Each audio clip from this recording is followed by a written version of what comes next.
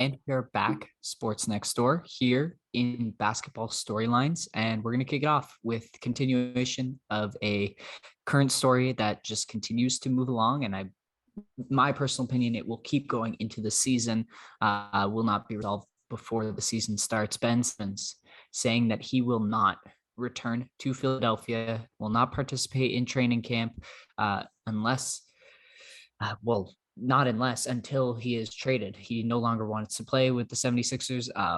Fans turning on him very quickly, already have turned on him, but yet still think they deserve, pardon me, 4 first-round picks, basically what James Harden, Houston Rockets received plus more. Hard to value a guy that you want out of town so badly. And Ben's not making it any easier on Daryl Morey, saying that he only wants to go to the 3 California teams. There are 4 California teams. Poor Sacramento. I don't think the Kings are going to be in a hurry to correct him, to be honest. Yeah. Well, they're the team that's they're the team that has a decent shot at getting him. There are a bunch of like suitors there. The obvious ones are there, right? Your Washington, your Portland, your Golden State. Those are the 3 that everyone wants to happen. But I feel like those are not the 3 most likely to happen. That's what Philly wants. But is that what the other teams want? I think we could see something like a Cleveland or an Oklahoma City or a Sacramento being teams that are actually more are higher up with that list in terms of possibility of having the assets to make the move, just not what Philly wants. And so sitting here looking at it, my take is that this isn't going to get resolved before the season starts. Philly has 4 years essentially to work with Simmons and figure out what they want here. So if you're Philadelphia, basically you got to hope that Doc Rivers can talk him down. You get him back in training camp, or at least the season starts. This team is going to be good. They just have too much talent. They've been a perennial second round playoff team and have had a couple near misses from going even deeper than that. So once Ben Simmons is back out on the court, because he's going to want to play, this team is going to win, and that's going to help solve a lot of the issues happening right now.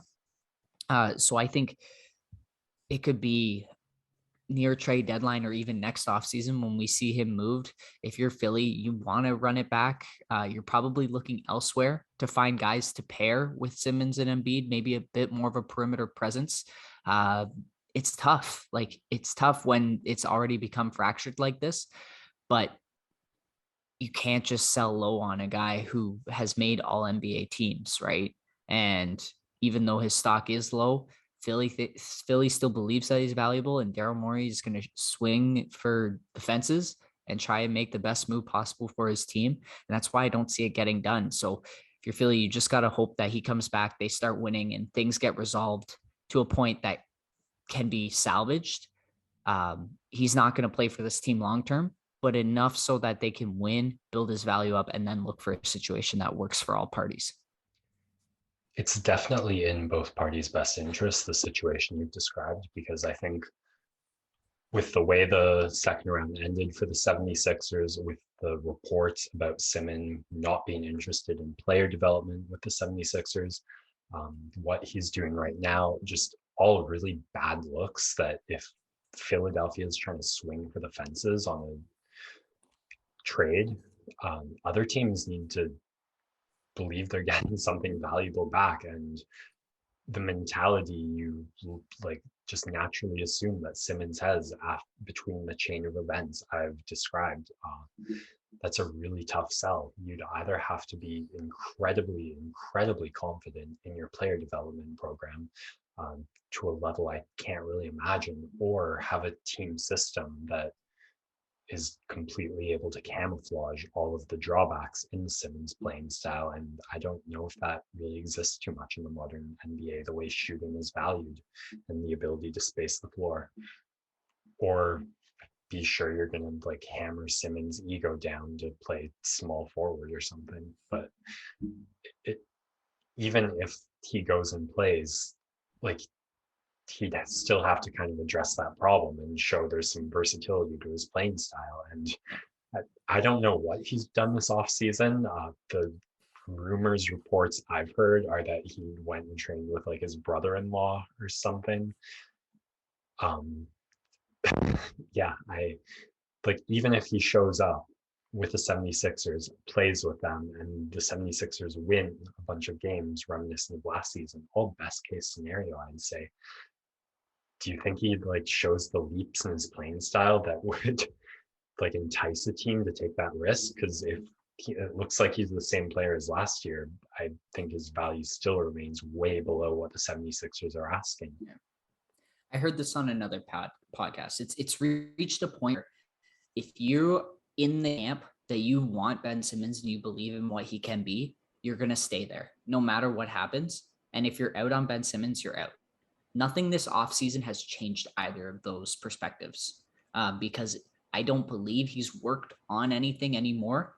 And so the camp that believes he can get better is not looking to him for him to go and work by himself and figure it out.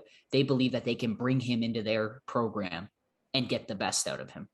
And so who knows what those teams are that believe they can bring him in, get the best out of him. But it would be fascinating to see if one of those teams ends up making a move this season. I just think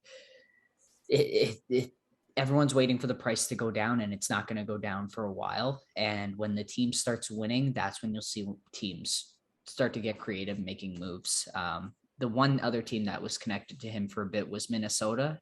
They just don't have the assets that Philly wants. But if there's a 3-team involved, again, like Cleveland, OKC, Sacramento are other teams that could possibly be involved in a 3-team trade like that as well.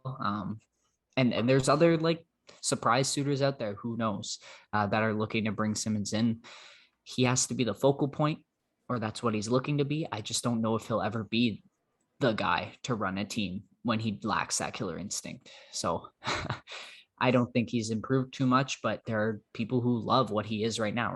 Like right now, he's a first team all defense, and he hangs around kind of the top 25 players in the league when he's locked in and when he's being aggressive.